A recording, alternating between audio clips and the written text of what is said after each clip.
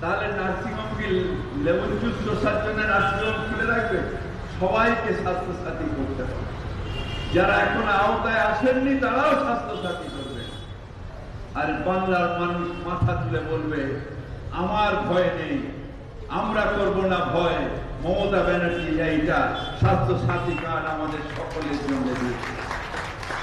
তাই আজ আবার আপনাদের অভিনন্দন জানিয়ে আমি বলতে চাই, বিশ্বাস রাখুন মুখ্যমন্ত্রীর উপর, ভরসা রাখুন মুখ্যমন্ত্রীর উপরে।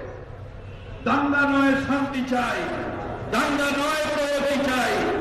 জাতপাত ধর্ম নয়, উন্নয়নে বাংলার রাস্তা চলবে। কারণ এই বাংলা রবীন্দ্রনাথের বাংলা, এই বাংলা নজরুলের বাংলা, এই বাংলা বিবেকানন্দের বাংলা, এই বাংলা ঠাকুর শ্রী শ্রী রামকৃষ্ণের বাংলা। এই বাংলা সবাইকে নিয়ে চলে, সবাই মিলে চলে, একসাথে চলে। মমতা বন্দ্যোপাধ্যায় সেই বাংলাকেই চালাচ্ছে। আপনাদের সকলকে অভিনন্দন জানিয়ে আমার বক্তব্য রাখছি।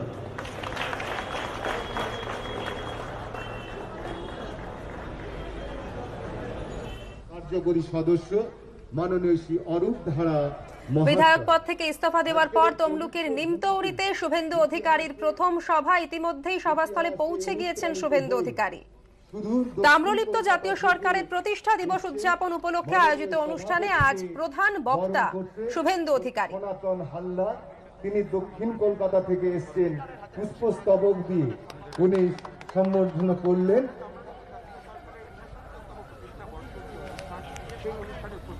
ধন্যবাদ জানাই। বিধায়ক পদ ছাড়ার পর প্রথম সভা শুভেন্দু অধিকারীর।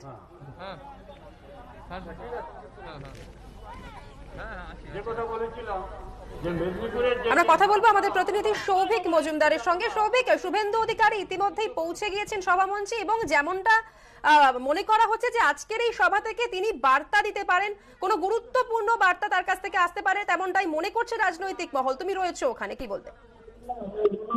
দেখো, কিছুক্ষণ আগেই শুভেন্দু অধিকারী তিনি কিন্তু এই যে নিমতৌড়ি সভামঞ্চ সেখানে এসে উপস্থিত হয়েছেন এবং ইতিমধ্যেই তিনি স্বাধীনতা সংগ্রামীদের প্রতিকৃতিতে মাল্যদান করে তার যে কর্মসূচির প্রাথমিক পর্যায়ে সেই কাজ শুরু করেছেন। এখন এই মুহূর্তে তিনি মঞ্চে আছেন এবং এরপরেই তার যে বক্তৃতা, সেই বক্তৃতা শুরু হবে। এবং তুমি জানো যে এই ধরনের অরাজনৈতিক মঞ্চ থেকে এর আগেও একাধিক ইঙ্গিত বা গুরুত্বপূর্ণ বার্তা তিনি দিয়েছেন। এবং তুমি জানো যে বিধায়ক পদ গতকালই তিনি বিধায়ক পদ থেকে ইস্তফা দিয়েছেন এবং তারপরে আজকে তার কিন্তু এটা প্রথম সভা। ফলত বিধায়ক পদ থেকে ইস্তফা দেওয়ার পরে আজকের প্রথম সভায় তিনি কি গুরুত্বপূর্ণ বার্তা দেন, তিনি বিজেপিতে কবে যোগদান করতে চলেছেন, এই ধরনের একাধিক যে জল্পনা বা স্পেকুলেশন, সেই স্পেকুলেশন গুলোর কোনো দিক নির্দেশ হয় কিনা বা শেষ পর্যন্ত তিনি কি করতে চলেছেন সেই গোটা বিষয়টা আরো স্পষ্ট হয় কিনা, সেই দিকে সবার এই মুহূর্তে নজর আছে। কিন্তু যেটা মনে করা হচ্ছে যে আর কিছুক্ষণের মধ্যেই ইতিমধ্যে অনুষ্ঠান শুরু হয়ে গিয়েছে, আর কিছুক্ষণের মধ্যে শুভেন্দু অধিকারীর বক্তব্য